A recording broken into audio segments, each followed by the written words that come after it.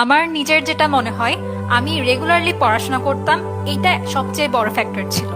আসলে তোমাদের তো এখন অনেক বেশি সুযোগ যে তোমরা অনলাইনে অনেক রকম স্কোপ পাও, কিন্তু আমাদের সময় হচ্ছে আমরা বাসায় টিচারদের কাছে পড়তাম, এবং টিচাররা যদ্দূর আমাদের গাইড দিতেন তদ্দূর তো আছে, কিন্তু নিজের পড়াশোনার পরিমাণটা, নিজের বেশি এফোর্ট দেওয়ার পরিমাণটা তোমাদের তুলনায় আমার মনে হয় একটু বেশি ছিল। আমি ডেকে নিব তোমাদের সুনন্দা আপুকে, যে কিনা আমার স্টুডেন্ট অলসো, যে কিনা চট্টগ্রাম বোর্ডে ফার্স্ট হয়েছিল এসএসসিতে।